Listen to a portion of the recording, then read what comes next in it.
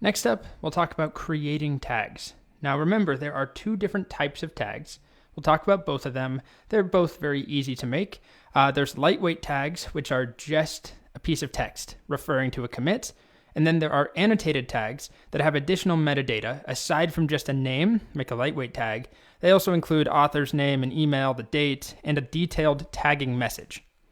All right, so here's how we make a lightweight tag. Get tag, and then some tag name, some tag we want to create. And by default, it will point to whatever the head is pointing at that moment in time, or whatever the head is referencing at that moment in time. So basically the most recent commit on whatever branch you're on, right? If we run get tag, the tag refers to that particular commit. So if we're using React as the example here, if I git switch, I'll go back to master. And what do we have? The most recent one, I think, is 17.0.1. If I wanted to make my own new version, 17.0.2, I'll just patch something. What could we do?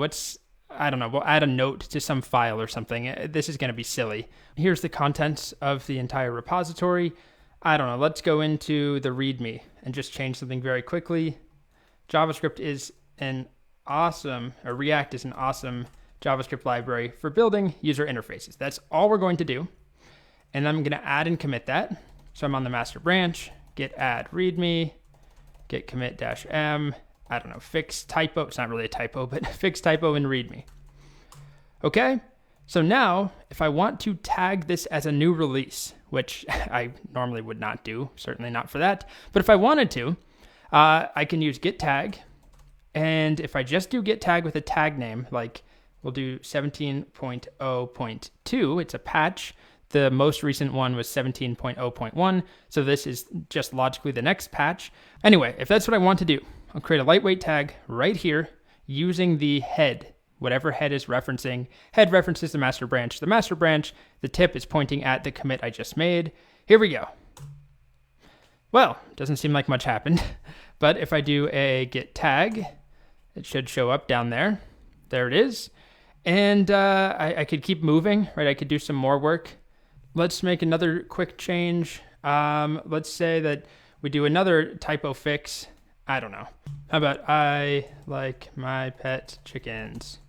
All right, so we'll pretend we've done some code. It's just another patch. So we'll do git status. I'll make a new commit. I'll do full screen. How about update README? And, oh, geez, I forgot to do a -a if I want to add that change. Okay, so I can create a new tag again using the current head. So I'll do git log, one line, just to remind you of that. Head, currently on master, this commit, update README. So you can actually see my tag show up right there, right? That's the tag that I made earlier, 17.0.2. So now I'm going to do a git tag v 17.0.3. There we are. Okay, so I now have two tags that I've created in this video. There they are. They both refer to different commits. You normally, wouldn't work on the master branch like I am anyway, but just to keep it simple and short, that's what I'm doing. And why don't we take a look at the diff between 17.0.2, the previous tag we made, and then the most recent one we made. And there we are. That's what changed between those releases. So that's how we can make basic tags, lightweight tags, which are actually kind of frowned upon, or they're not as popular as the alternative we'll discuss in the next video, the annotated tag, which includes a bit more information.